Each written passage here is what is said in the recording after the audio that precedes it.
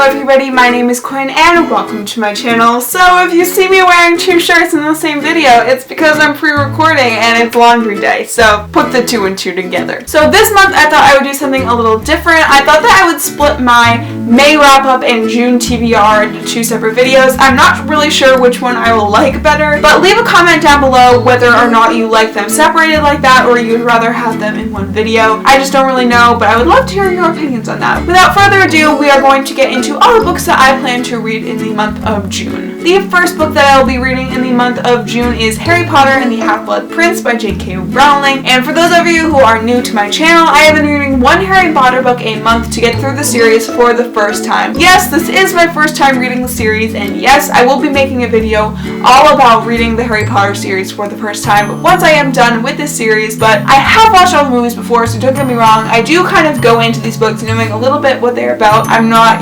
just going into them completely blind. So I know that this kind of has to deal with Harry finding a textbook and then using it, because using magical objects you know nothing about has worked so well for you in the past, Harry. But I'm really excited to pick up this book, and I think that'll just be a great continuation of the series. Can we also talk about the fact that I'm wearing my Harry Otter shirt right now, because you get it? Harry Otter? Harry Potter? No?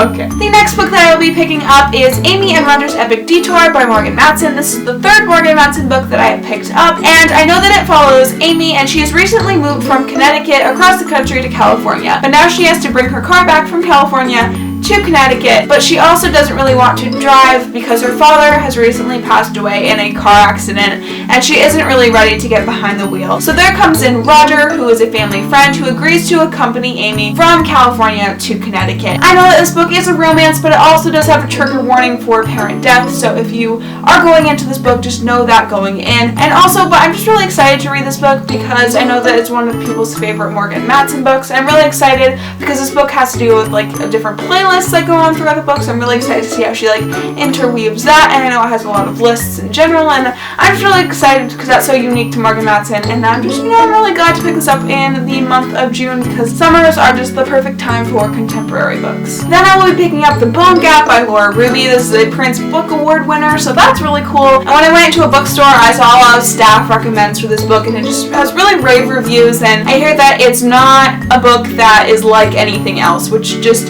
in itself really intrigues me. It sounds sort of like a mystery, sort of thriller sort of thing, but it has to do with this main character, Finn, who witnesses someone named Rosa get kidnapped in a town called the Bone Gap. But the Bone Gap is a town where everyone kind of is striving to get out of, and no one really stays very long, so people just think that Rosa left, but Finn knows the truth and knows that she was actually kidnapped and sort of has to deal with the truth and trying to find out what the truth really is about Rosa and her disappearance. So I'm really excited to read this book. I haven't read a thriller or a mystery or anything like that since Gone Girl, so I'm really excited to read this book in the month of June, and I'm really hoping that it kind of goes with all the hype that it's been getting. And the last book that I'll be reading in the month of June is Shadow and Bone by Leigh Bardugo. This is the first book in the Grisha trilogy. I wanted to start a series that I knew I have all the books in, and this story follows Alina, and she is part of this magical Russia sort of world, and she discovers that she has this, kind of magical power, I think. I'm honestly really not sure entirely what this book is about, but that's how I kind of want to go into it. I know that she has to conquer this fold, which is this unnatural darkness that kills people, and I know that there's